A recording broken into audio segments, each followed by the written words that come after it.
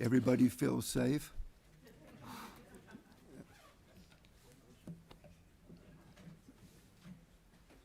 Good evening. Welcome to the meeting of the Skokie Village Board for Monday, November 21st, 2022. It's my pleasure to introduce our Deputy Village Clerk, Sylvia Luke, who will be leading us in the Pledge of Allegiance. I pledge allegiance to the flag of the United States of America and to the republic for which it stands, one nation, under God, indivisible, with liberty and justice for all. The meeting will come to order, and the clerk will please call the roll. Trustee Sutker? Here. Trustee Robinson? Here. Trustee Kuhn? Here. Trustee Johnson? Here. Trustee Pierce-Slovan? Here. Trustee Klein? Here. Mayor Van Duzen? Aye, we are here. We have a quorum. Next item on the agenda is approval of the consent agenda for this evening's meeting. A motion is in order. Trustee Kuhn, seconded by Trustee Johnson. Is there anything on the consent agenda anybody would like to have removed? Call the roll, please. Trustee Sutker? Aye. Trustee Robinson? Aye. Trustee Kuhn? Aye. Trustee Johnson? Aye. Trustee Pierce-Slovan? Aye. Trustee Klein? Aye. Mayor Van Duzen? Aye. The motion passes. This evening, we have one proclamation. Supervisor Bonnie Agnesandi from Niles Township, I believe, is with us. And Trustee Mark Collins is supposed to be with us. Whereas the Niles Township Food Pantry initially started out in the basement of the Niles Township building at 5255 Lincoln in Skokie, with a single shelf containing some canned goods, just in case someone was in need. It then grew to the back room of the township's building with one full-time employee. Whereas in 2009, Niles Township reestablished the food pantry in their annex building at 8341 Lockwood, the former site of a daycare facility. And whereas in 2021, the food pantry served 3,200 separate households, about 8% of the total households in Niles Township. As many families rely on the pantry on a regular basis, and even more so during these difficult times. In 2021, the pantry distributed more than 1.5 million pounds of food, where about 50% of all households in our coverage area use food stamps. And whereas the demand for emergency food continues to grow in the wake of a global pandemic and in the midst of a challenging economy, and the demand to operate food banks like ours is more critical than ever. And whereas the pantry continues to provide meaningful volunteer service and in-pantry shopping to those who are food insecure. And whereas the Niles Township Food Pantry Foundation is collecting monetary donations this year to purchase holiday gifts so children from families in need can enjoy the upcoming holidays. And whereas the food pantry is run and supported by the Niles Township government, and whereas food and other services provided to food pantry clients are paid for out of the Niles Township Food Pantry 501c3 charitable corporation. Now therefore, I, George Van Duzen, Mayor of the Village of Skokie, do hereby proclaim the month of December 2022 as Niles Township Food Pantry Awareness Month in the Village of Skokie, and urge all residents to support the efforts of the Niles Township Food Pantry Foundation by making a monetary donation to the Food Pantry Holiday Gift Card Drive, and by donating, whenever possible, toiletry items and non-perishable food goods. Are the representatives here? I don't see them. Okay. We will make sure that the An embossed copy is sent to the foundation. Next on the agenda is the swearing in of Sergeant John Oakley as police commander. The honor will be done by our Deputy Village Clerk, Sylvia Luke.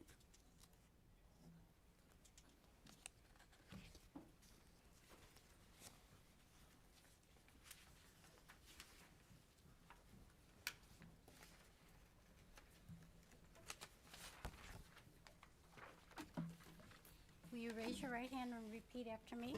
I state your name.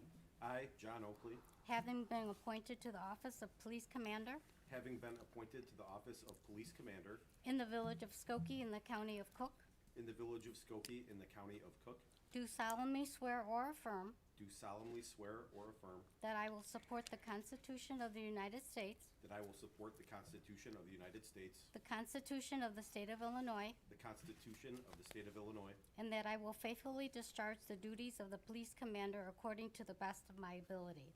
and that I will faithfully discharge the duties of the police commander according to the best of my ability. Congratulations. Thank you. If you can sign it.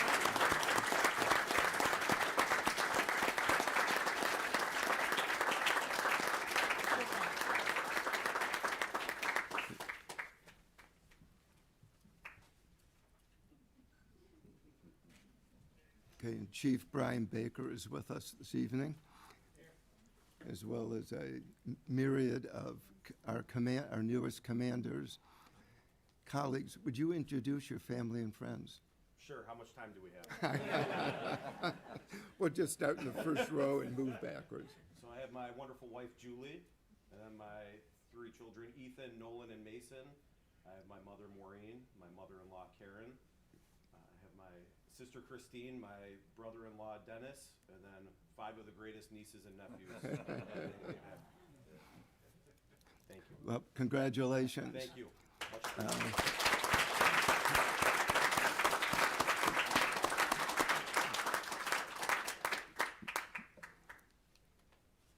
I think, as you know, you are a part of the best police force in the country. I agree. And we appreciate all of the hard work and everything that you do for us, as well as all of your colleagues in blue.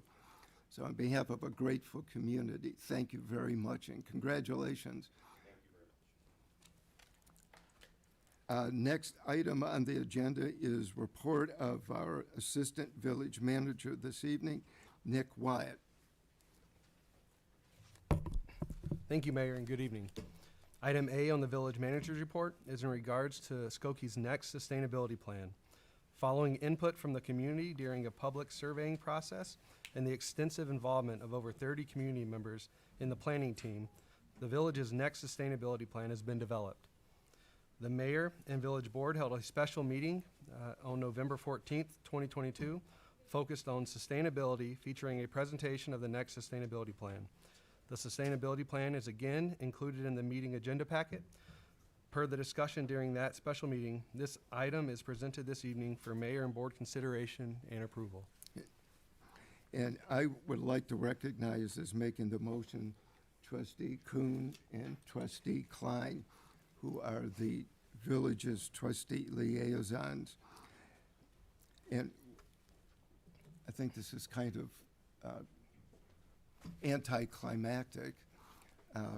We had a great meeting this last week where the plan was formally presented to the board. And I would just like to go around and ask each trustee if they have any comments on the plan. So we'll start, Trustee Sucker. I wanted to ask the representative from Pale Blue, could you speak into the mic, Oh. please? Ted Redmond from Pell Blue Dot, if you come to the. Is it okay to ask a few questions? Sure. Okay. That's what the time is for.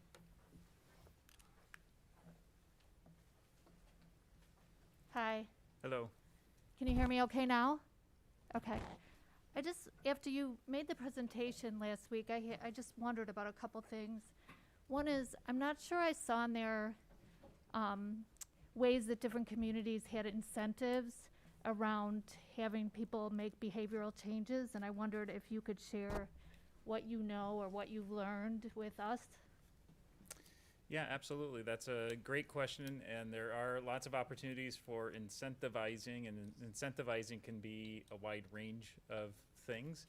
And I think in the plan there are a few actions around all of these, and so the sort of range of incentivizing can start with communications and education, helping folks understand certain opportunities that they may not be aware of, things that they can do to electrify their buildings or increase energy efficiency, or programs that are out there to help them, those kinds of things, as well as incentivizing through being a resource for, there are opportunities out there, grants, funding sources, other pieces of information available. So the idea of being a little bit of a one-stop shop, that both residents and businesses learn that the village is a place to go to help be connected with resources. And then, of course, we can start incentivizing through trying to make things as easy as possible. So when we think about whether it's permitting processes or other processes, where as an applicant, are there ways of doing streamlined processes for folks that are advancing some of the goals of the plan, expedited reviews, those kinds of things. Also considering, are there opportunities to create somewhat progressive fee structures? So where there are fees in place, are there ways to redesign the fees to kind of help provide sort of a financial incentive for folks? And then, of course, the opportunity to explore, strategies like Green Bank or other financial fiscal incentives that might be possible. So kind of a full range of ways of incentivizing. And then I had a question for the SEAC representative. I don't know I who's, think Jim McNellis. Jim or Jim? Johnny? Yeah.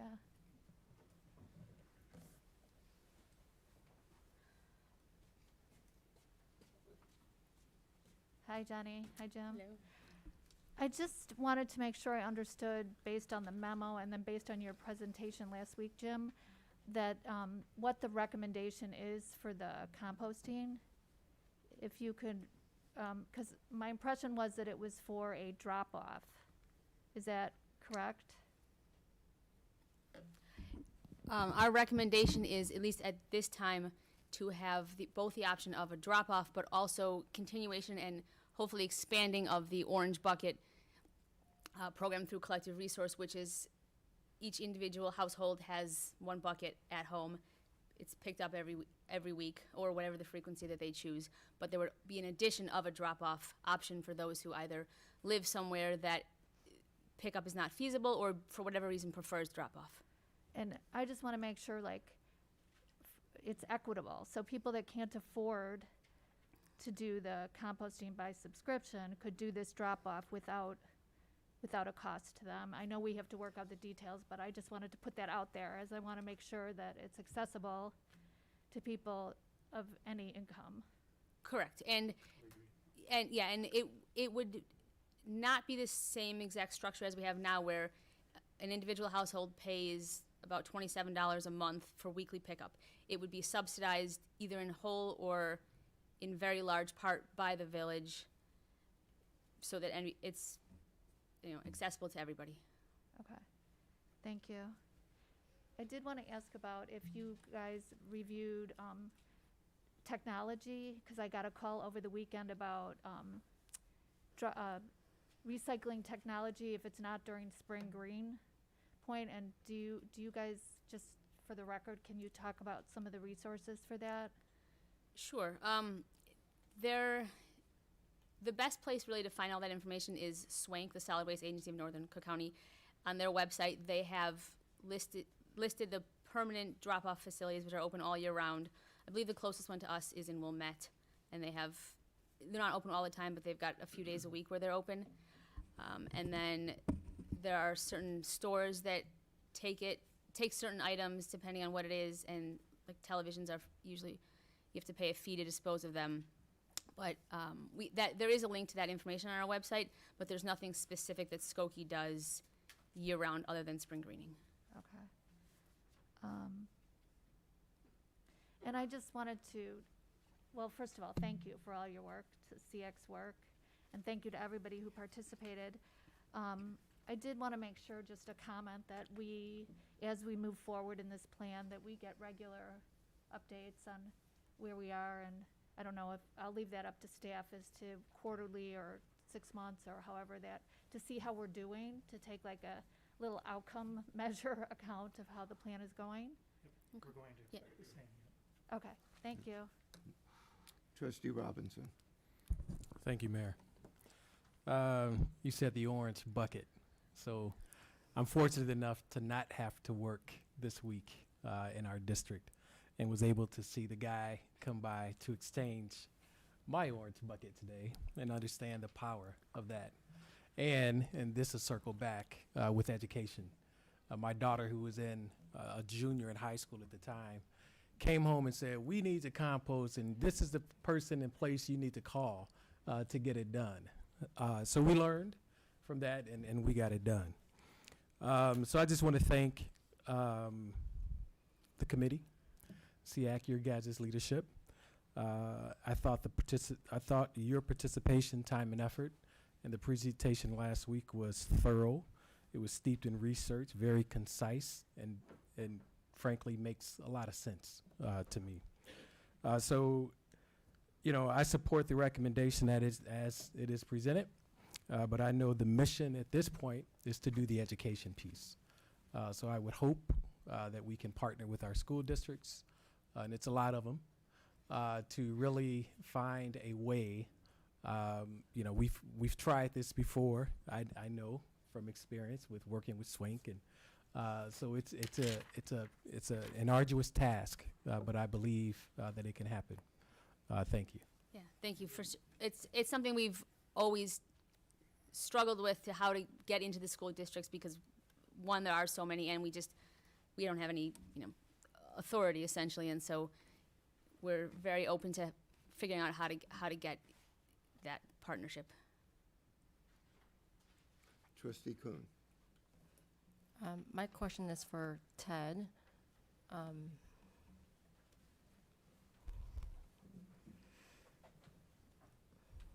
Hi. I wonder if you can just illustrate a little bit more and speak to the toolkit that's going to be available to the village as far as being able to publish different milestones and how we would be able to take advantage of that in order to be able to present those regular outcomes, and how when we look at those different milestones in terms of how much work it would be to actually maintain and update those milestones to the public. Sure. So that's a good question. The as far as our deliverables, we have a few deliverables in terms of a toolkit. The piece that relates to that the most is the implementation matrix. So the implementation matrix is a live document. It's an Excel spreadsheet. It has all of the actions and strategies that you see in the static plan, but it's in a searchable database, Excel database, that then staff can use to identify kind of who's leading which action, who might be supporters or advocates or partners in implementation of certain actions, and also provides them a place to identify and kind of record resources, and then an opportunity to record as actions are begun or in process or being completed, an ability to kind of note that all in one sort of central location. In addition to that, what we typically recommend is that the village will certainly be updating, I hope, greenhouse gas inventories at some sort of intervals, and an appropriate greenhouse gas inventory process will help identify the specific sort of current status of almost all of those sort of goals that we identify in the plan. Many of those, or most of those, can be specifically identified through an appropriate greenhouse gas update. So the combination of using the matrix on an ongoing basis and then doing at appropriate intervals to the village greenhouse gas inventory updates. We'll get you those milestone Okay. data. And what would be your typical recommendation, or what have you seen in terms of the intervals that should be completed in? We've seen communities go everywhere from like once a year to once every 5 years. With a plan with goals for 2030, I think we would tend to suggest that a 2-year pacing, I think, is usually pretty good. The longer you go, then it's a little harder to kind of know where you're at. So we do recommend, a little bit shorter. Okay, thank you, appreciate it. You bet. I don't have any questions for SEAC, but I do appreciate the work that you're doing, so thank you very much. Trustee Johnson. And I did not bring any questions, but I did bring some comments. First of all, like my colleagues, I want to thank everyone that was a part of the creation of this plan. I know there are a lot of people in this room that were a part of the environmental sustainability plan team. This plan is excellent. This plan has my full support. And I love that it charts a very clear path for getting the village to net zero emissions by 2050. There are a ton of action steps in this plan that I would love to talk about, but for the sake of time, I want to focus on what to me seems like the most important chapter of this plan, the final chapter on implementation. I love that this chapter really stresses that implementation is for everyone, and that that since environmental sustainability is broad, implementing this plan must also be equally broad. I have two kind of major recommendations tonight that concern the cross-cutting actions listed in the implementation chapter. Actions that this plan considers foundational recommendations to support the long-range implementation of the entire plan. First, I want to fully support SEAC's recommendation that the village hire a sustainability coordinator.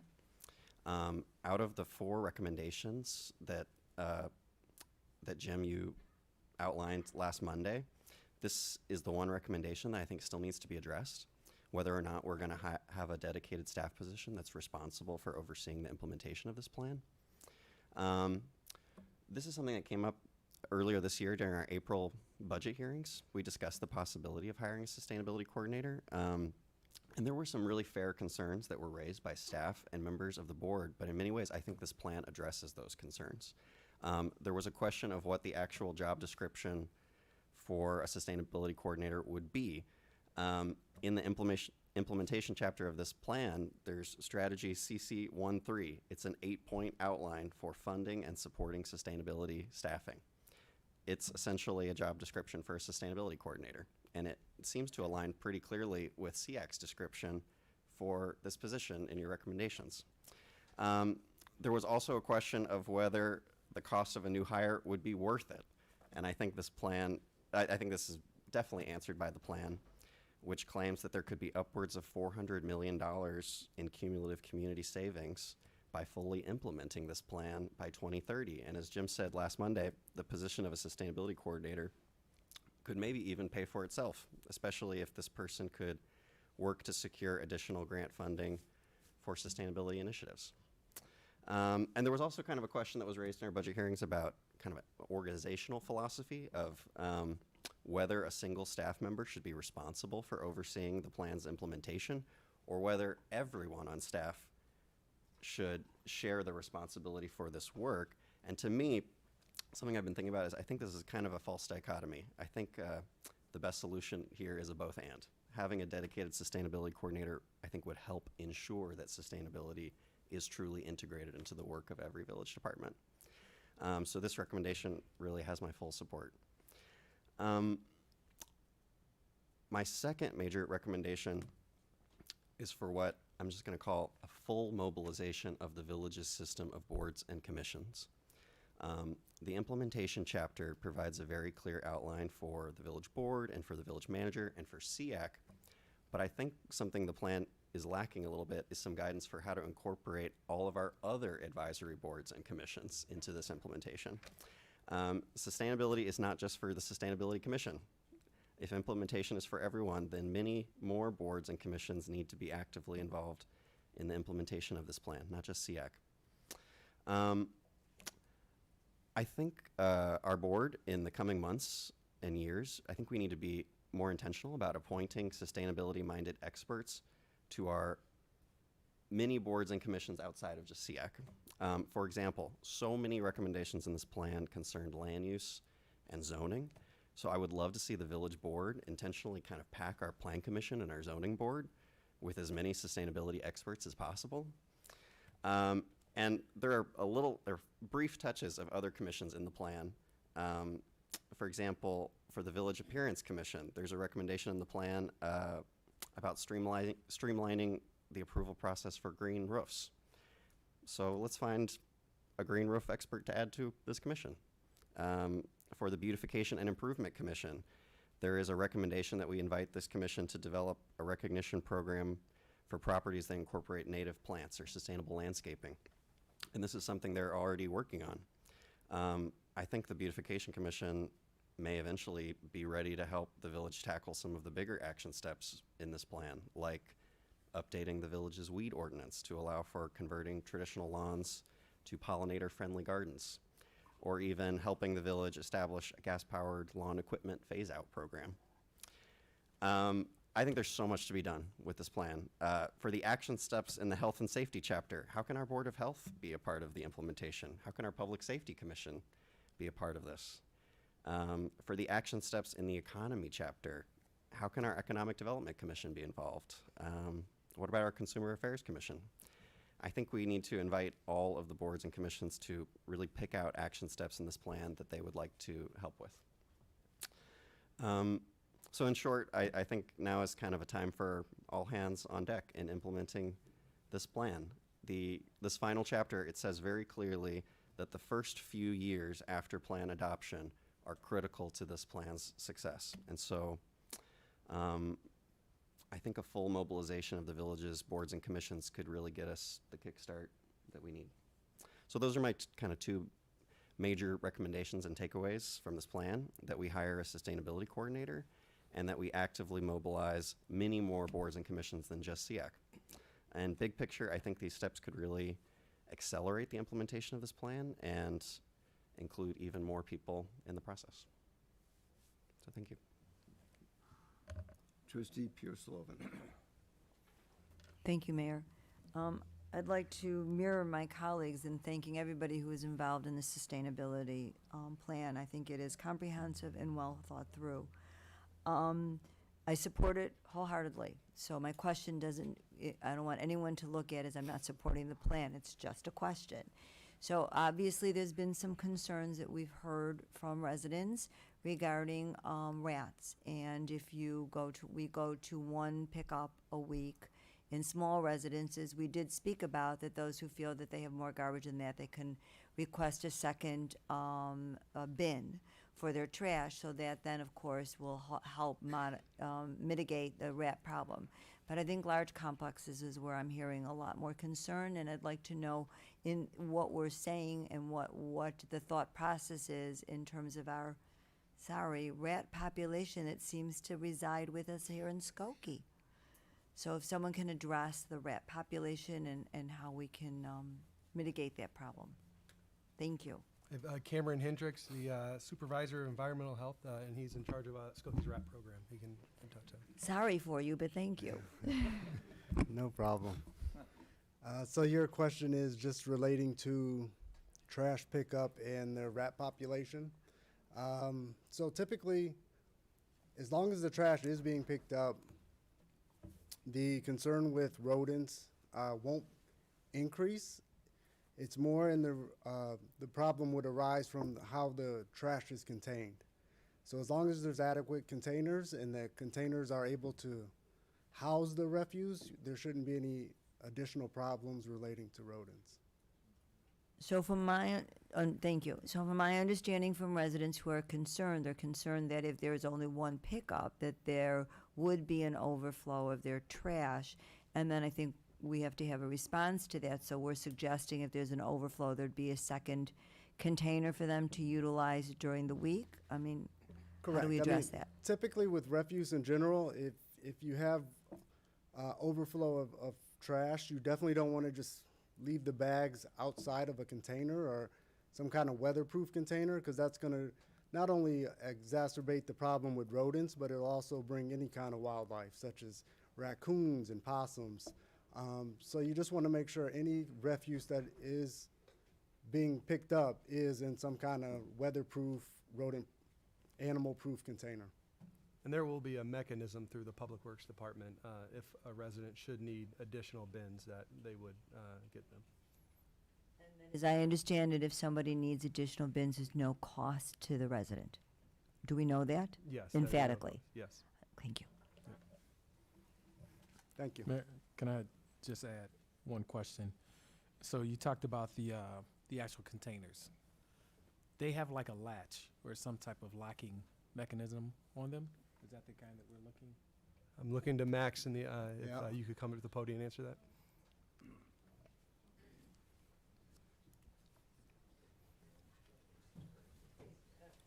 Excuse me, trustee Johnson, Robinson, were you I apologize, were you referring to the orange containers? Because the regular refuse don't have a latch.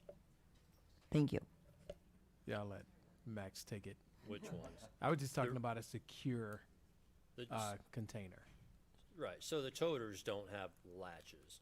The toters just have lids. So, as Cameron was saying, if the bags are in the toter and the toter lid is generally on top of the toter, we don't generally experience a problem. I think the problem, generally speaking, becomes the housekeeping, I'll call it, of the toter.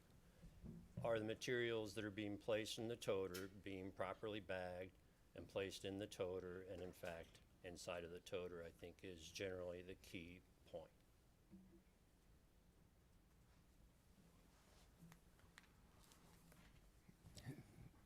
Trustee Klein.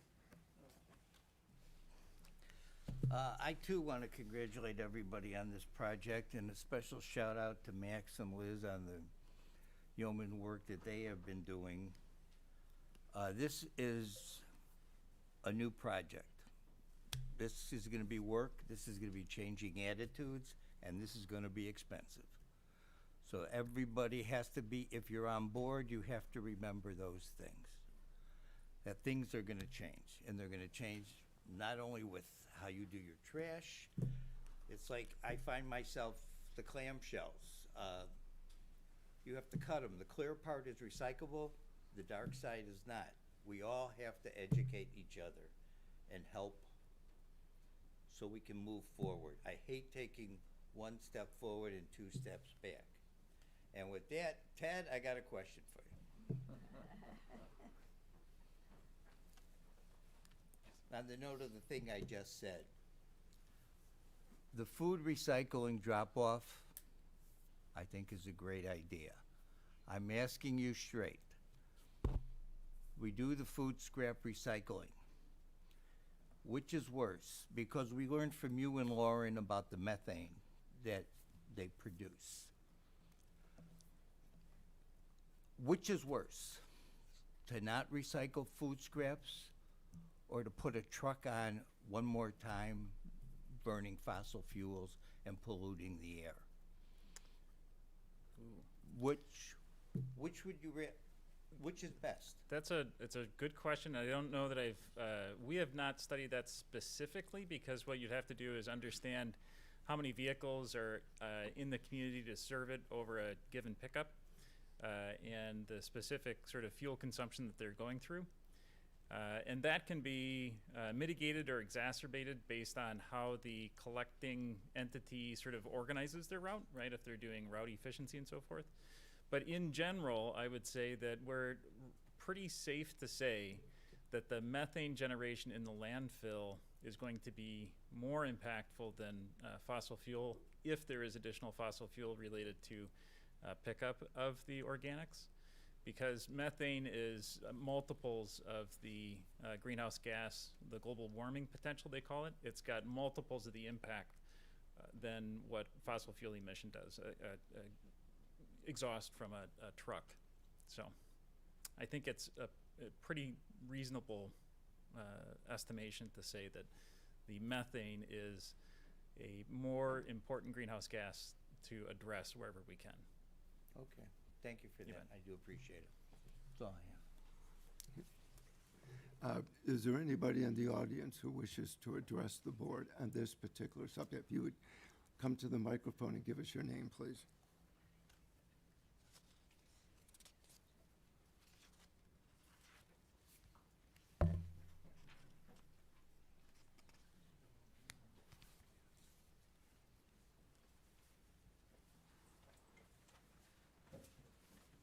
Thank you, Board. Jim Barnard, Go Green Skokie. I'm wondering if we couldn't somehow take care of the last problem by saying, let's try out an electric truck to pick up this stuff.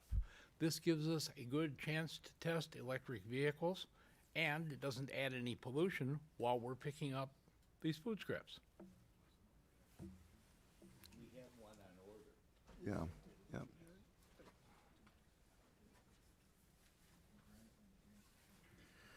Good evening. I'd like to address the question of the proposal to change to once weekly. That's the next item.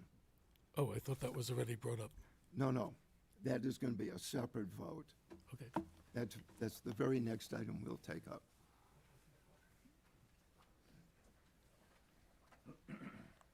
I had a couple more comments about the food scrap collection. One is that, as Trustee Robinson can affirm, the truck is a completely different truck than what they're using the refuse trucks. Like, it's a little van, basically, so the amount of gas is not nearly as much as running the refuse truck again. And as Jim pointed out, I'm sure that switching to electric is on collective resources radar. So, I think that it's definitely better. And then to address Trustee Pierce-Slovin's concern, we use the orange buckets, and we were having a squirrel problem. So I haven't seen rats, but I did see the squirrels sitting there ripping it apart. But then they gave us a pie plate, like it's a metal pie plate, and then we put a brick on top of that, and we have coyotes, we have squirrels, we have raccoons, we have whatever, we have opossums, and not a single one gets into the bin. And it sits there for 2 weeks at a time, and we put meat and we put everything in there. So the orange things are pretty impervious to animals.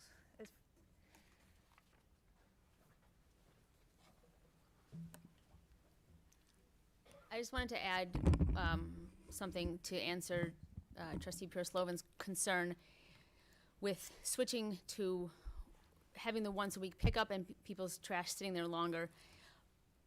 The part of the with switching to composting, those food scraps and food waste products that would be sitting in your trash bin for up to a week are now going to be in that orange bucket if you participate. Excuse me. And so what is attracting the rats isn't going to be in those cans. So they're sitting longer, but the attractants are now have a secure place for them to go, more secure than the toters, which don't have a latch, but the orange buckets have a latch. Thank you. I appreciate that, Mayor. I appreciate that. I think that what people misunderstood was I was asking on behalf of many residents who have contacted trustees about the overflow of trash by reducing to once a week, which again, I am in support of. I don't want anyone to think I'm not. But because we did receive comments, I think that we have to be the voice for the residents who are concerned about once a week from an overflow garbage perspective. Sure, and part of tying the promotion and giving more availability of the organics waste removal is that part of what you would be putting in that toter that would then fill up has another place to go, and so you're alleviating the capacity concerns.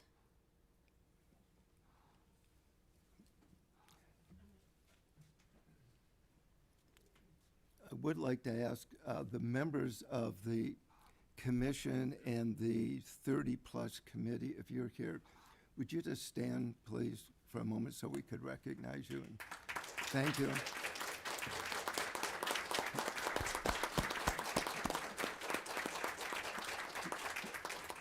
I don't think people realize this took at least a year, not including all of the stop and go during the COVID lockdown. So you did a great job, and in just a second we'll be taking a vote. Yes. Kimberly Polka, Skokie resident. This is to Trustee Slovin. It's not just trustees who are getting messages from residents. Honest to goodness, today on Facebook, I got a message from somebody saying they're going to reduce the garbage pickup to once a week and it's going to increase the rats and this and that. And all I did was talked about the Public Works survey, that I watched more garbage SEAC meetings than I ever did and this and that. And she came back and she's like, oh, well, that makes sense. The reality is that the study shows there's not going to be an overflow of garbage even before you take into consideration the composting.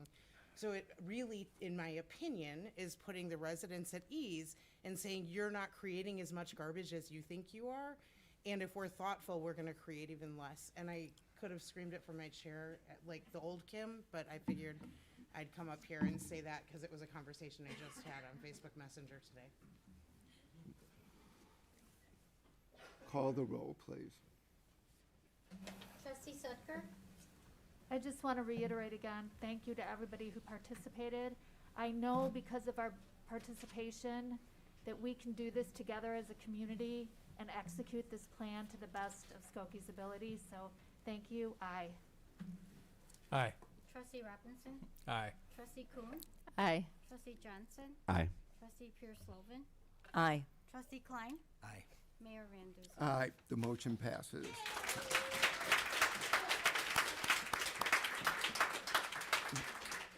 A little premature, we have one more vote to take. Item B is in regards to eliminating the second weekly refuse pickup and recommending a food compost program. Per the presentation during the November 14th, 2022 special board meeting by Jim McNillis of the Sustainable Environmental Advisory Commission and its Waste Subcommittee, they have deliberated and strategized on how to reduce, reuse, and recycle as much of the community's waste stream as economically and technically feasible. This is a component of the village's sustainability plan that was just passed. Part of the commission's work included a listening session with the community. The commission's full recommendations are again included in the meeting agenda packet. The recommendations to eliminate the second weekly refuse pickup and recommend a food compost program are presented this evening for mayor and board consideration and approval. A motion to eliminate the second weekly refuse pickup and recommending a food compost program. Trustee Sucker, seconded by Trustee Robinson. I think after all this, sir, the gentleman wanted to speak to this issue. Yes, sir. Please, beg your pardon. Thank you. Thank you. Several concerns and potential solutions were raised with regard to the proposal for once weekly refuse collection.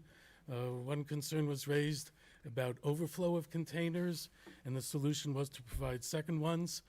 This to me is a wonderful, ideal solution, but maybe is not likely to succeed in the real world. Because when people are faced with a real life choice, do I overstuff a container by 10% or go through the effort of filling a second container and going through the effort of bringing that second container to the curb? Many people will go through the effort of filling that second container. But you know what? If 1 out of 20 doesn't do that, if 1 out of 35 people don't do that, you've failed. Because all the vermin still have access to those few remaining overflow containers. You're talking about potential of composting. You have probably the better statistics than I do. What is the participation rate for the recycling program? I'm sure it's better than 20%, but I'm going to guess it ain't 97%. And so again, You mean the regular? the regular recycling. So here we're talking about another program potentially for composting material, which is wonderful, but it may not alleviate the problems that it, in relation to refuse collection once weekly. Because again, the participation rate will fall short of 100%. And I'm not talking about 1 or 2%. Very likely in the real world, situations, it's going to be substantially less than that. And then you're still left with a situation of composted food sitting in a trash can for potentially up to a week, and that trash can could easily be overflowed, and you're way worse off than you were to begin with. In fact, I think the bottom line here is there are other issues. For example, 2 houses away from me live a couple. One person is 95 years old, the other's 94 years old. They take care of themselves. They're able, with effort, to bring out the trash twice a week. And now you're telling them to double the weight of the containers that they have to bring forth? Are there other elderly people in the community, disabled people in the community, infirm people in the community who would find it problematic to bring waste containers that are double the weight that we have right now? Or you can say, well, they split it up into 2 containers. Well, then again, that's twice the distances that they have to drag items. Right now, we have the choice. Those people who are infirm or elderly have the choice. You know what? My refuse container is not particularly full. I'll skip today's collection. I'll wait 3 days, and it'll come by again. You know what? It snowed 12 inches. I don't want to drag my refuse container through the snow. I'll wait for next time. What happens when it switches to every week collection? Are people going to choose to retain their refuse for 2 weeks? I think there are many unintended consequences of this proposal that maybe have not been adequately considered. And the bottom line is the environmental benefit seems very, very marginal compared to the real-life consequences for many people. Thank you. Sir, could we have your name for the record? Sure. My name's Bruce Sharon. Thank you. Joseph Hermes, 4115 Skokiana. I'm here today for the Village Council, really at the urging of my neighbors when we learned of the potential of dropping the second pickup per week. And I think that there are a few concerns that we have. One being there was the introduction of the refuse fee, and sort of reading the FAQ that the village provided on the introduction of a refuse fee in Skokie was more or less to hedge against sort of increase in cost, both in refuse collection and in recycling as a result of the COVID-19 pandemic. So I'm curious, by reducing collection to 1 time per week, are we still going to see, what sort of change will we see in terms of the refuse fee that was introduced, or are we going to see additional fees now tacked on the quarterly water bill that our residents receive? I'm curious just for some clarification on that, as are many of my neighbors. And secondly, it's been mentioned a few times regarding the sort of rodent population in Skokie, and I know, it has been a growing concern village-wide. And if the issue of the 2 times per week, is sort of, and I think it was mentioned by the gentleman, I'm sorry, I don't remember your name, but it was mentioned, about if there's not an overflow, then we won't have a rodent problem. But we have a rodent problem. So do we have an overflow problem as it exists right now? My sort of consultation and discussions with consultants in sort of the rodent critter control world, and not to say that they're obviously they're not a disinterested party in this sort of work, but their concern was, and they had a particular concern for Skokie and the surrounding suburbs. So I'm curious, do we have an overflow problem right now with the 2 times per week? And if that is the case, then how is 1 time per week going to help resolve that issue? And And the last point I'd like to make is, I think what sets Skokie apart from the surrounding suburbs is really two key aspects that I think might be overlooked in sort of making a determination about dropping the second pickup. One is we live in a community with many multi-generational households. So I think if there was a sort of a demographic study, and I think census data sort of bears this out as well, the number of people that live in a household is going to be radically different than the surrounding suburbs. And I think the waste production, while community surveys and, voluntary input from the community is helpful in sort of providing some guidance, I think it really overlooks this particular variable that could create problems down the line. And secondly, we have a considerable multi-family sort of population in Skokie. I mean, in terms of buildings and commercial properties that our neighboring suburbs don't necessarily have. And I'm curious what the one-time per week refuse pickup would look like for those properties. And I think it was hinted at earlier, but that's all that I have for my comments. I appreciate everything that everyone on the council is doing and the people serving on our commissions. Thank you. Thank you.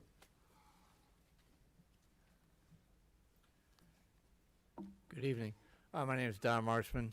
I live on the would be the northeast side of, or actually down where the hockey stick is at. Everybody knows where that's at. I'm in favor of the once a week pickup. There is a few times I thought about that twice a week would be better off, but to answer the one gentleman's question is that do I do it one day and not the other? But what really makes me think about the one day, especially when it comes around holidays, our pickup is Tuesday, Fridays. And if there's a holiday on Monday, obviously everything gets pushed down one day.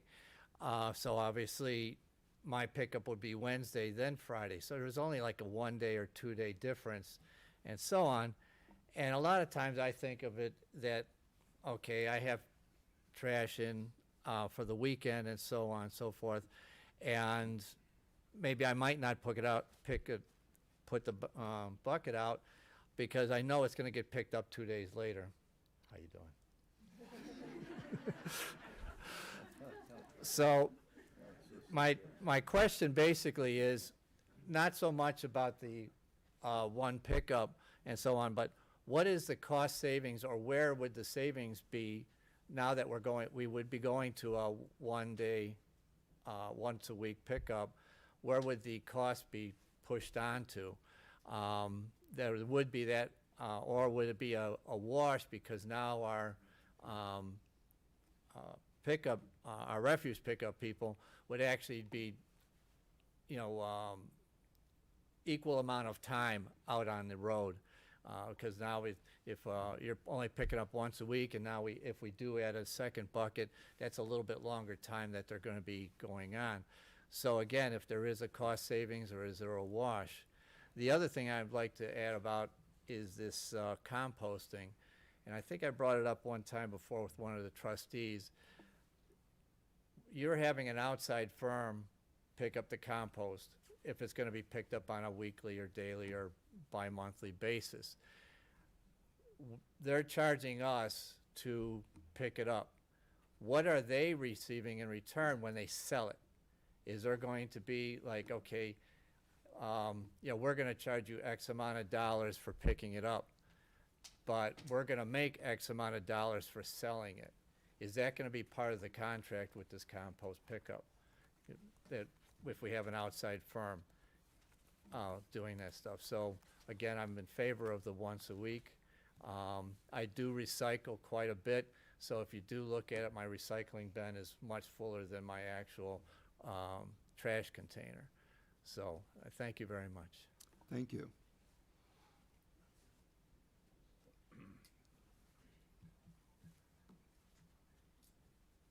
Hi, my name is Matt from 4400 Emerson. I'm also throwing my weight behind, for whatever it's worth, this once a week pickup. I think it's a great idea. I see that very few of my own neighbors put out a second, day's worth of container out So the garbage truck often just like zips right through and, you know, barely stops. So if this could all be shifted to picking up or recycling, it seems like a boon of savings. You know, as far as, you know, keeping, you know, rats abated, it seems that, you know, compost might be the solution for that.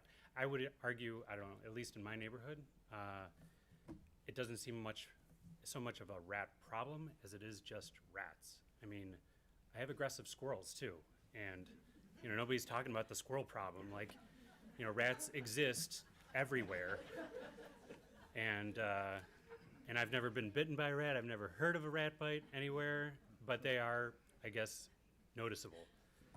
So I would argue that, you know, even if there were a change in rat populations, you know, if people are putting out this much trash, I'm pretty sure Public Works offers a special pickup if you put out too much trash or an oversized item, and that would potentially be a solution. And I would also argue that if people manage to get all of this trash into their house with whatever the stuff was that it contained, they're able to bring it back out when it's time for trash day.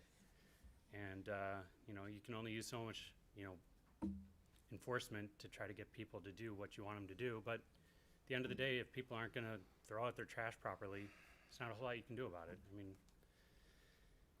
I don't know. I don't think the village should get in a position of going out and finding and enforcing their way through this. But, you know, I think a 100% uptake is an unnecessarily high barrier. So I would appreciate if you all voted yes.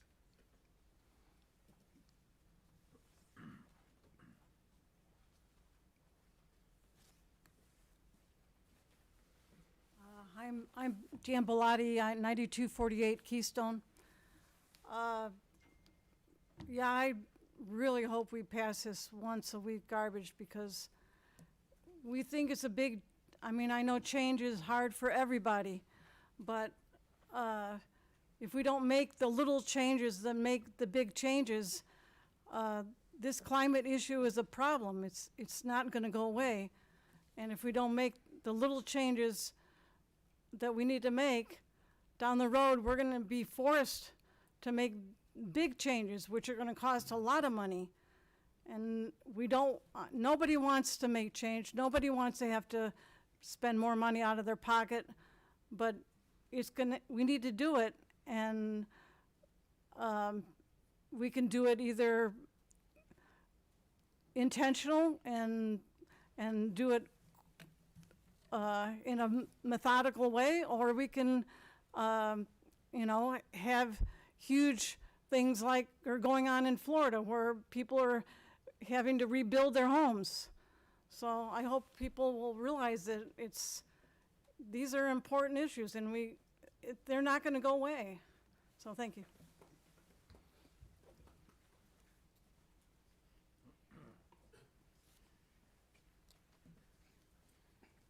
Hello, my name is Danny Wallenberg. I live on 9247 Lawler. My question is, where is the education part of this whole program? Because it's difficult to make changes, but like the gentleman mentioned, his daughter made him compost. And we have been composting forever. And I built some rodent-proof compost bins for our backyard. I don't know why, and all this doesn't cost a lot of money. You buy the bin or you make it. And I even volunteered to make bins for other people. I still do. I'm retired. I have the time, and I would do it. These are rodent-proof compost bins that have mesh all around. Doesn't cost money after you have them. And it's a great project for children. Where is the education in the schools, in the library, in Emily Oaks? There should be workshops all the time about this. That's what children are going to make the parents compost. And what happens is, when you compost, we take out a bucket about this big every day of stuff to our compost pile. All that would go into the into the landfill. And then we would have overflow. But if many more people would recycle and compost, we would have much less garbage. Thank you.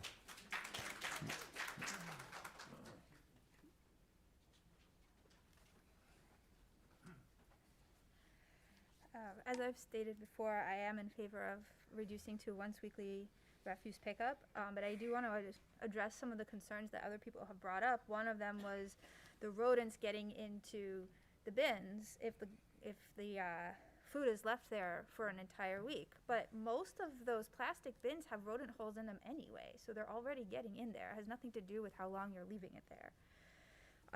And then where's the savings? Well, the weight of the refuse truck versus the compost collecting truck is close to an order of magnitude.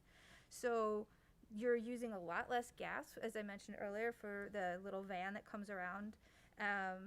And if we switch down to, and collective resources is going to pay for that. Whereas we are only going to use half of the gas, or a little bit more than half the gas, for the refuse trucks if we cut down to once a week. And by the way, they get less than 2 miles per gallon, the refuse trucks. I mean, that's terrible. And on top of that, the weight of the truck is what determines the wear and tear on the roads. So if you have a heavy truck going twice a week, you're going to have twice as much wear and tear on the roads, whereas if you have a heavy truck once a week and the little compost van once a week, you have a completely different amount of repaving you're going to have to do. And then you have the cost of the repair and this like pothole tax, which is a real thing, and the toxic materials that are going to go into the landfill as we have to repave the road twice as often if we keep going. We will have to send the toxic materials to the landfill half as often if we cut down to once weekly garbage pickup. And then as far as the education piece, that's actually in the sustainability plan. In the waste management, there are a bunch of things about helping people to reduce their waste in general. And in my comments, I volunteer to help with that piece. So that's...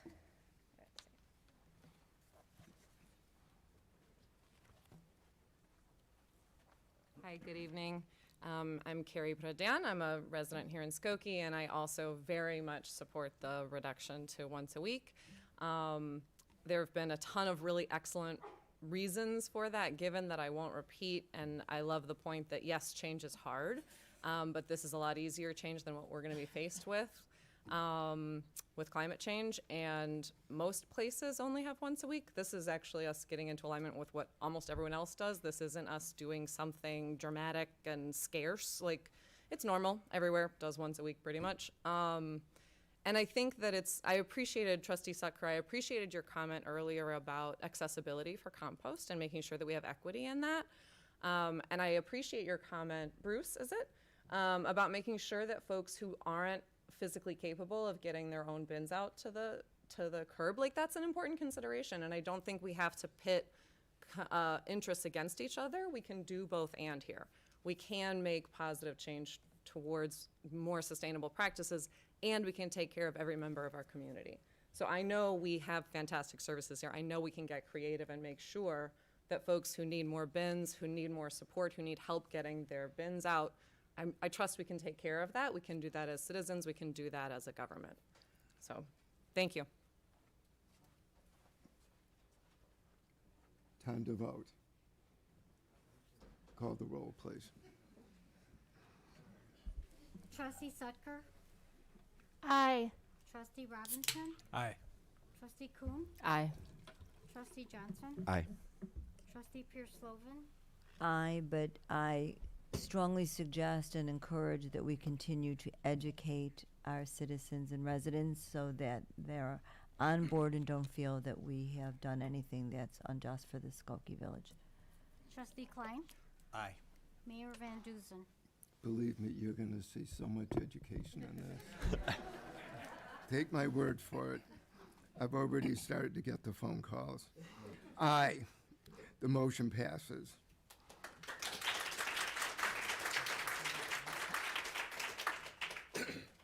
Items C and D were approved under tonight's consent agenda.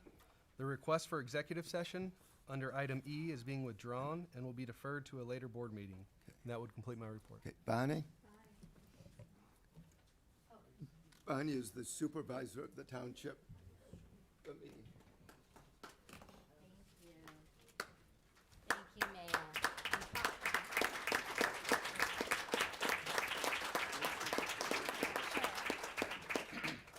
This is your chance to make a pitch for money. Money for the food pantry.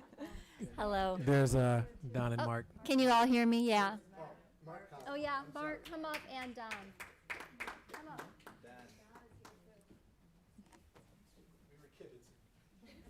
up. Hi, for those of you who I have not personally met, I am the Niles Township Supervisor. My name is Bonnie Khan Agnasanti. I would like to thank the Village Board for proclaiming the month of December as Niles Township Food Pantry Foundation Awareness Month. With me are two of our trustees, Don Galfand and Mark Collins. Mark serves, oh yeah. Yay. They deserve it. Trustee Collins serves as the liaison for our food pantry, so I'd actually like to step away and let him say a couple words. That might be a mistake. Thank you. Thank you to this entire board. Thank you to all of you people out there. Indulge me for a minute. I'm embroiled in a story with somebody who lives, and I'm getting emotional, downstate. The people that control government, the people that control food pantries, the people that control social help agencies are set up much like this. The problem is they don't work. They're failing people. They're not helping people. And we are so fortunate that we live in a community that doesn't fail, that has its hand out, that helps people, that will not let you fall between the cracks. And if you do, we'll pull you out and seal that crack up. Yes, we may butt heads. We may butt heads on all kinds of other things, but at the end of butting heads, we look up and we look each other in the eye, we grab each other by the hand, we put our arms around each other, and we take care of each other. I am proud to live in this community. I am proud that this board and you folks have helped feed the people in our community. And I see it by example, and I can only say it loud and proud. Thank you to each and every person here. Thank you.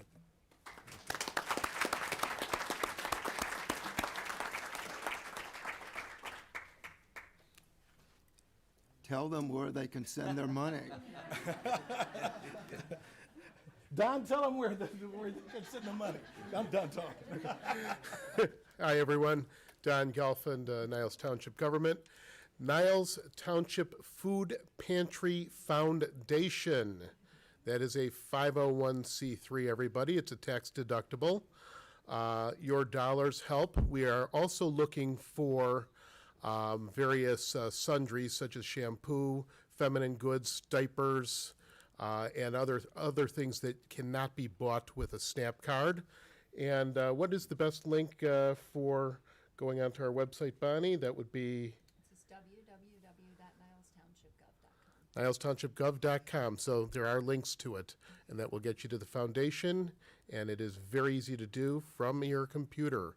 Our offices, of course, are at 5255 West Lincoln in this great village of Skokie. Thank you, everybody. Thank you.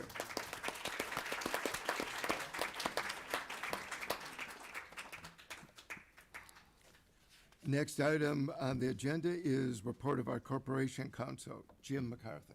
Good evening, Mayor, Madam Clerk, trustees, members of the public. Items A and B have been adopted on tonight's consent agenda. This concludes my report. Thank you. Thank you. Next item is a matter of unfinished business, condominium deconversion. If the board wishes to take this issue up, I need a motion to lift Trustee Sucker's original motion, which was tabled. Trustee Sucker, seconded by Trustee Kuhn. Call the roll on lifting the motion from the table, please. Trustee Excuse me, can you remind us what the original motion was? I apologize. Yep. as soon as we get it on the floor. How It's can to I vote? increase the threshold from 75 to 85%. Thank you. Trustee Setker? I've got it. Aye. Trustee Robinson? Aye. Trustee Kuhn? Aye. Trustee Johnson? Aye. Trustee Pierce Slovan? Aye. Trustee Klein? Mayor Van Duzen? Aye. The motion is now before us. Trustee Sucker. So I'd like to make the same motion that we increase it from 75 to 85. The motion down is Oh, up. okay. That's what I wanted to make sure, because first we lifted it, and I want to make sure it's the same. Now, Okay. and the one thing I want to make sure we all understand, this isn't just for the Optima Maple Tower. This is for every condominium in the village of Skokie. Does the board have an appetite for a secondary threshold which would place the 85% on units above a certain number? Like a building of, it applies to only buildings of 25 units or more? Or do you want it for every single condominium in the village?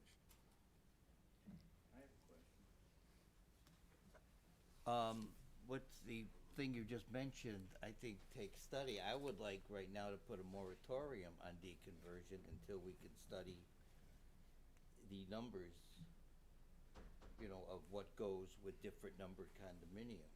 I don't think we can do a That's, moratorium. I'm asking legal.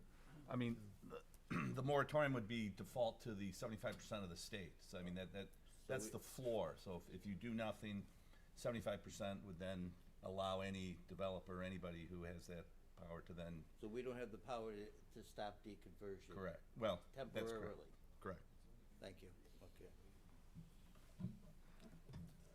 So thank you, sorry, I'm sorting this out in my head quickly. Mm-hmm. So you're asking now the trustees if we feel that there should be X amount of units per building, et cetera. Is there precedent for this in Illinois or other states? Has anybody else looked at it from that perspective? In the country, Alex, where is it? Alex, correct me if I'm wrong, Alex is the expert. Chicago is the only municipality in the country to have a threshold. No other municipality has done this. Am I correct? That's correct, yes. So the motion is to increase the threshold from 75 to 85. And this would take place, all condominiums in all buildings. So, yes.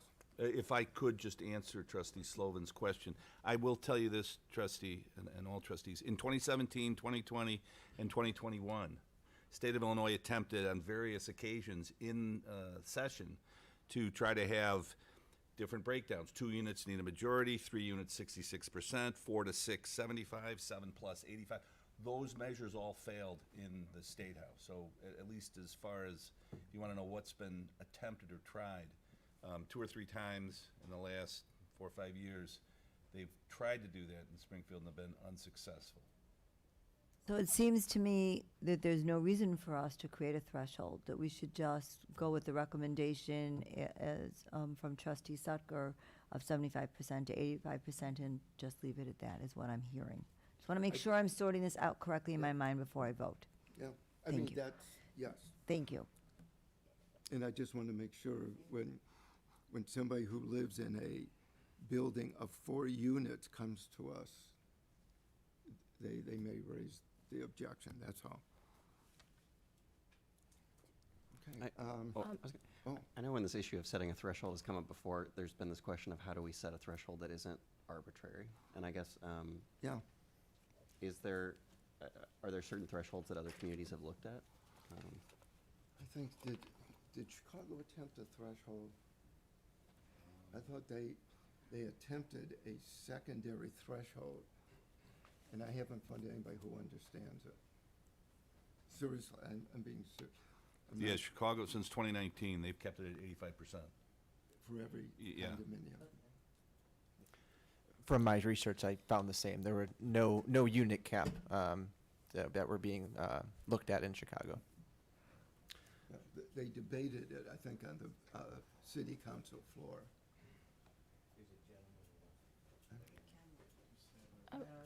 Oh.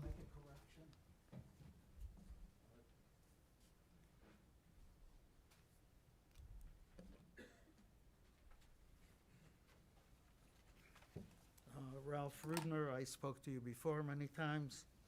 The Chicago ordinance does have a threshold that the 85% does not apply to any building with less than 4 units. That's the threshold under the Chicago ordinance. Now, there were proposals in the last session of the legislature. Representative Margaret Croak will introduce again, and the threshold that she has suggested is that we start at 4 up to 6 at 75%, and anything above that at 85%. That will be reintroduced, not at this session. This is a special session, a veto session. In the But spring hopefully, session. in the spring, it will be introduced again. We've been speaking to a lot of representatives about this issue, and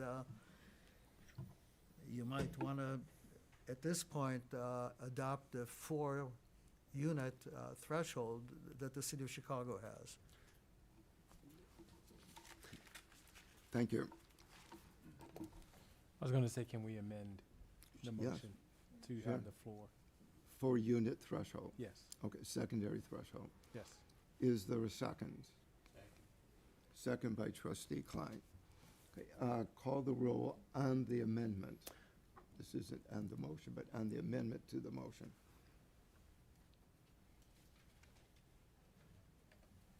Aye. Trustee Sutker?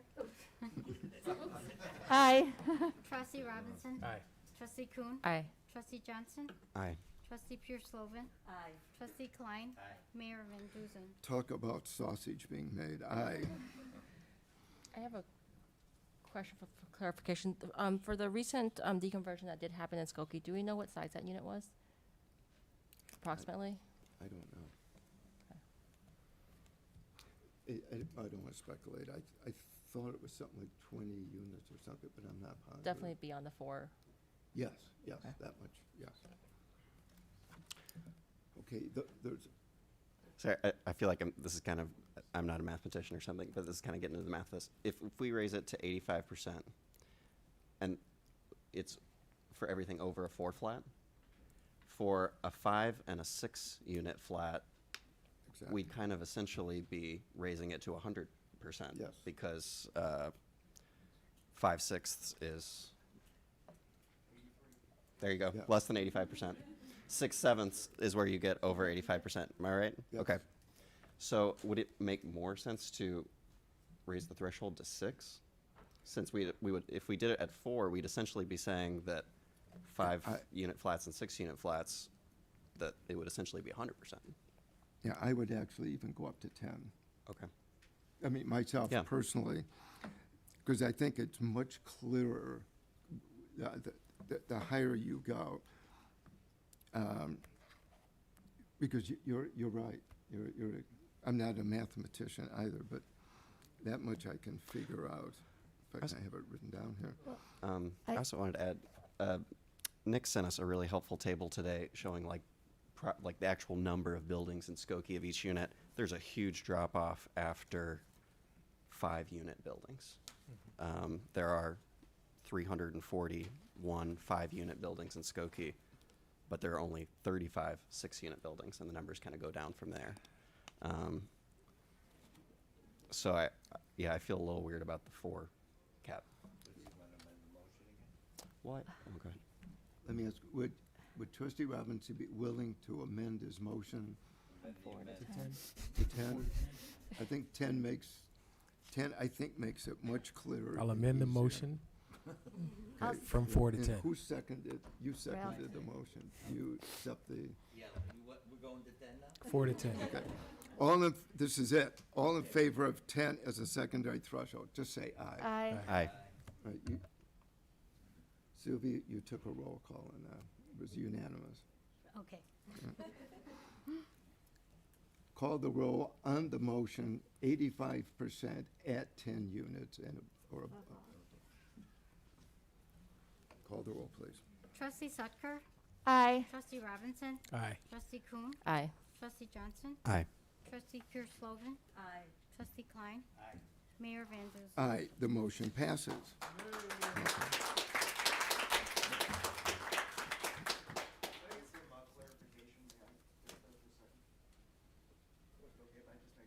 Okay.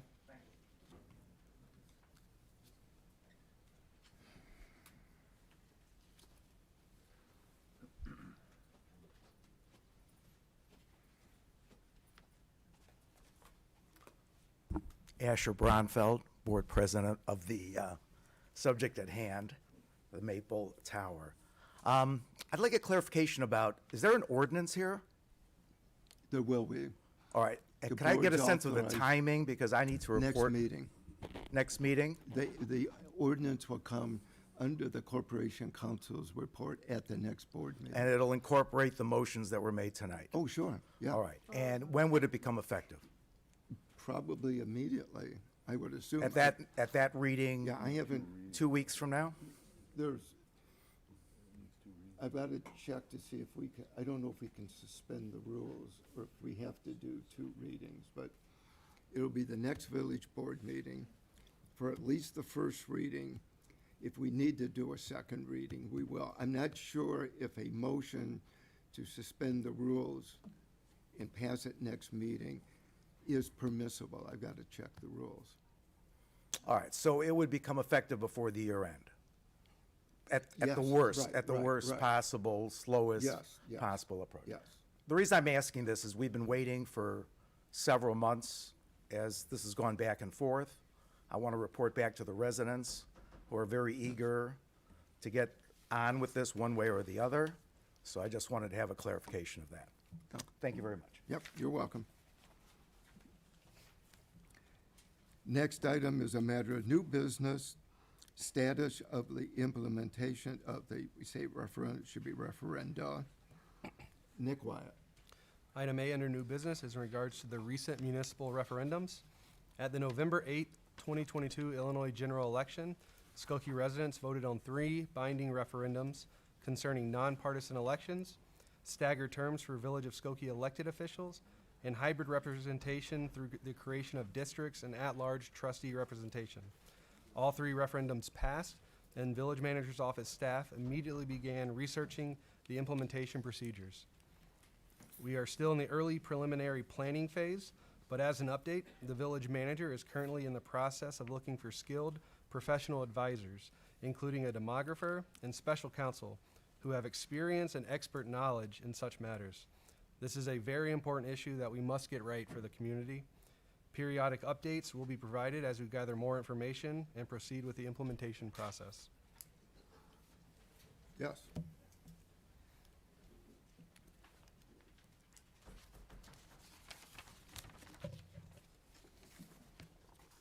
Good evening. My name is Gail Schechter. I live at 9033B Keating Avenue in Skokie here, and I'm chair of the Skokie Alliance for Electoral Reform. It is in that capacity that I'm here to speak with you along with 2 of my colleagues on the steering committee. The Alliance is a grassroots nonpartisan ballot initiative committee. I'd like to offer an overview of the electoral reforms that will be implemented now that the voters have approved all 3 of the binding referendums that the Alliance proposed. It's important that we begin from a shared, fact-based understanding of precisely what these referendums are and are not. Mayor Van Duzen, we were so pleased to read in the Skokie Review your post-election quote that Skokie voters are, quote, seeking change. They have spoken very clearly in what they believe and what they want. We will see to it that the change they want is made, close quote. So it is in that spirit of cooperation for implementation that the Alliance is here tonight. So I'm going to talk about the three. First, Skokie will replace our current partisan elections in which the established party has a systemic advantage with an earlier filing period and therefore top balloting position with nonpartisan elections in which all candidates and parties will have the same filing period and the same opportunity for top billing on the ballot. There was talk during the campaign about candidates hiding their political affiliations, so I want to clarify that nonpartisan elections will actually increase transparency by incentivizing candidates to advertise their own merits, values, and positions. They will no longer be listed on the ballot as simply a name on a party slate. So this puts the village board elections on par with all of Skokie's other elected boards, the library, park district, and school boards, which already have nonpartisan elections. Second, Skokie will stagger the terms of village board members rather than electing all the board at once every 4 years. With this reform, Skokie is simply restoring the system of staggered terms that ended in 1961 due to a now obsolete state law. The people of Skokie never actually chose to unstagger our terms, and this reform brings the village board into alignment with all the other elected boards in Skokie, which already stagger their terms. There will be no extra elections and no additional cost to taxpayers, because all this will do is to add a race to an already existing ballot. With staggered terms, candidates will have twice as many opportunities to run for office. Voters will have twice as many opportunities to give feedback to the board, and we will ensure that we never lose all the institutional knowledge on the board at the same time as we could with non-staggered terms, so we can thus balance change with stability. With the third referendum for hybrid representation, we'd like to just show a graphic. Thanks, Maggie. Skokie will address the inequities of the current all-at-large system of representation. Now that Skokie has 68,000 residents, which by the way is the 18th largest in Illinois, it takes very deep pockets to campaign effectively to the whole village, thus keeping out people who would otherwise be excellent candidates but just can't afford it. By drawing 4 districts, and this visual is simply for illustrative purposes because district will have to be equal in population, each with about 17,000 people, significantly larger than the village of Lincolnwood. Skokie will invite the participation of candidates without large campaign coffers. Hybrid representation will also ensure that every quadrant of Skokie will have at least one voice on the board and residents have a dedicated representative. For decades, as you can see, the majority of this board has come from a single part of Skokie, which also happens to be the wealthiest and the whitest part of Skokie. So to be clear, these 4 districts will simply be electoral districts drawn solely for representation. They're not quote-unquote wards.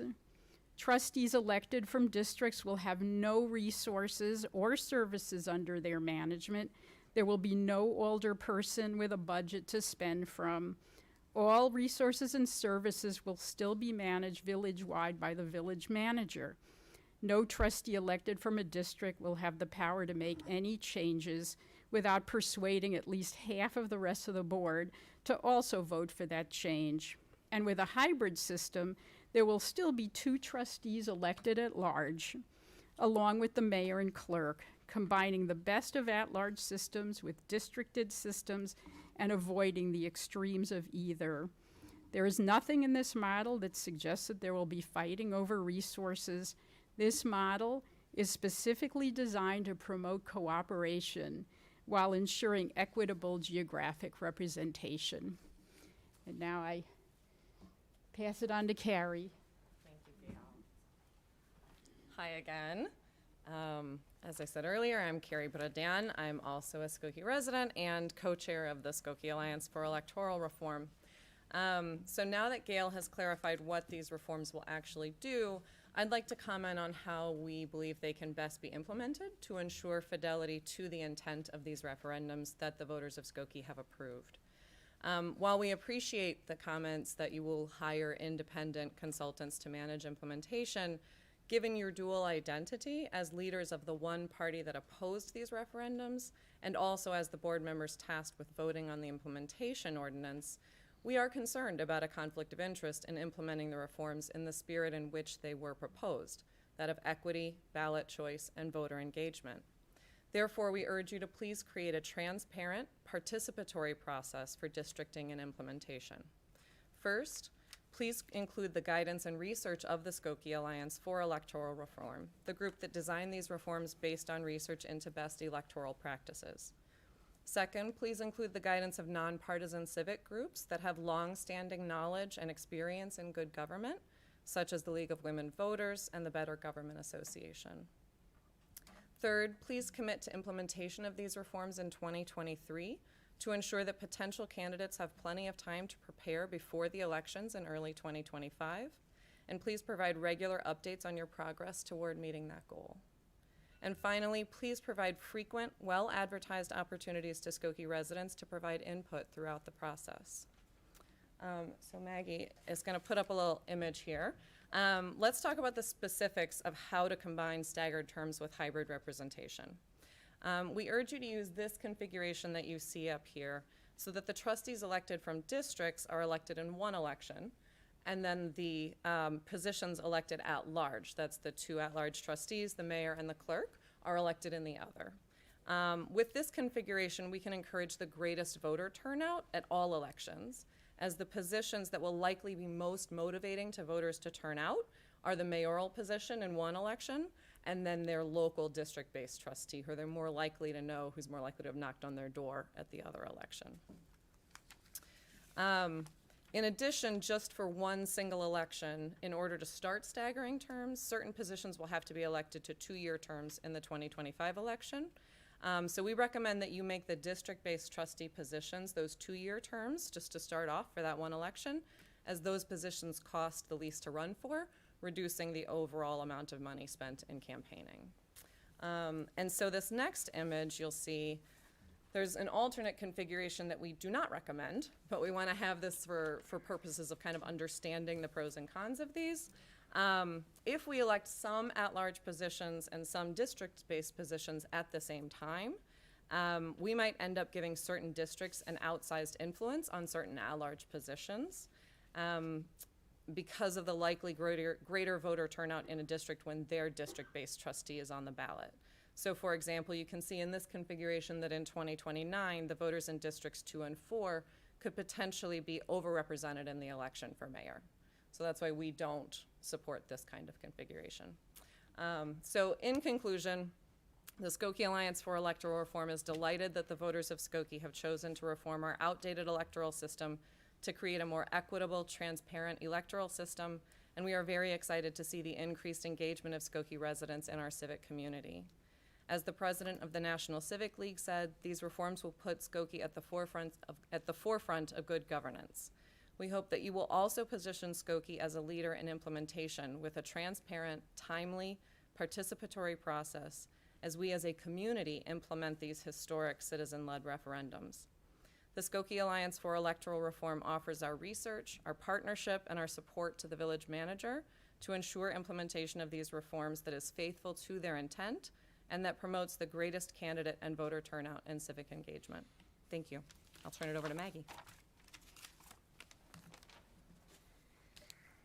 Good evening. My name is Maggie Vandermeer. I'm a Skokie resident and a member of the Skokie Alliance for Electoral Reform Steering Committee. Tonight, I would like to address in more detail the districting process that the village manager will undertake in order to implement the hybrid representation referendum. I will be sharing a list of districting best practices put together by Aviva Pat of the nonpartisan organization Independent Voters of Illinois, Independent Precinct Organization. They are as follows. First, districts should be compact and contiguous, of equal population, and comply with federal, state, and local laws. Second, districts should not be drawn to favor or disfavor any individual or political party. Third, districts should be drawn to consider communities of interest, which could be racial, ethnic, economic, historical, etc. Fourth, districts should be drawn to avoid creation of orphans or areas that are physically cut off from the rest of the district by expressways, viaducts, shopping centers, etc., or natural barriers such as rivers with no connecting bridge. Fifth, prior to drawing the map, public input should be sought regarding how people define their neighborhood. Sixth, there should be a public mapping portal or other means for residents to submit their own suggestions for district boundaries. Seventh, whether the map is drawn by elected officials, staff, or outside contractors, the process should be open to the public, as viewers, not participants, so everyone is aware of the criteria driving the decisions on where to draw the district lines. Eighth, once a map is introduced, there should be at least a month for public comment before it is called for a vote. If changes are made in response to public comment, there should be additional time for the public to respond to the revised map. We will email these recommendations to the board and village manager along with links to the sources used to create them. Thank you. Okay. Let me give you my personal assurance, as I did election night. This process will be transparent and it will be independent. That's why we've asked the manager to do it. Under the Illinois Municipal Code, the village board will have to vote on the ordinances. Those ordinances will all be on the village website, all of that. So there should be no question it will be done legitimately. And I think that's the reason the manager first wants to get somebody who is an expert in the Illinois Municipal Code. I don't know how many of you have ever tried to read it, but it is the most mystifying piece of work mankind has ever created. So we need somebody who has read it and at least can say he or she understands it. And any research you have, pass it on. Get it to us, and so the manager can get about his work. As you may have seen earlier this evening, he's got a little bit of work to do before him, so thank you very much for your comments this evening. There is no plan commission. Is there anybody who wishes to address the board on any other subject? If not, Trustee Sut. Oh, you gotta be kidding.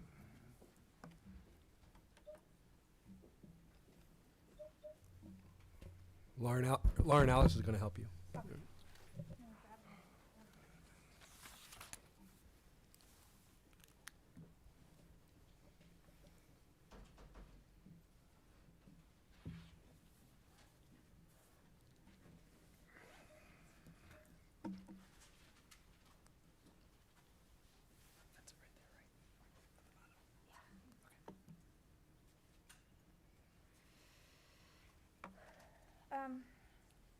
So before I start addressing the board, can you clarify whether you have made a decision about hiring a sustainability coordinator? That would be up to the village manager to recommend to the board. Okay. His job will be to we create policy.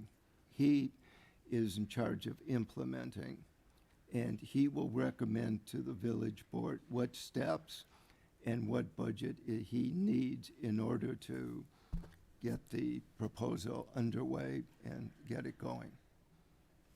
Okay. So then I'll just summarize this by saying I started off by going through each of the steps in the action steps in the sustainability plan with the intent of just marking the ones that I thought would be best coordinated by a sustainability manager. And I found myself marking almost every single one of them. So that's basically what you would see up here. I don't want to go through all of it, but I also marked which ones I thought needed communication with other village entities, such as the park district, and which things involved education, kind of like the last time I was talking about the low-hanging fruit, but this time I did it for all of the steps. But in the interest of time, I'll just say I will communicate with the village manager instead. Thank you. Trustee Sucker. I'm sorry. Oh. I meant to slip something in during new business, but I'll just give it as a public comment. Just a reminder that last month I requested 2 items for new business for December. I just wanted to remind the board, I requested that at our December 5th village board meeting, we review and consider revising our appointment process for village commissioners. It's Chapter 2, Article 7, Division 1 of our village code.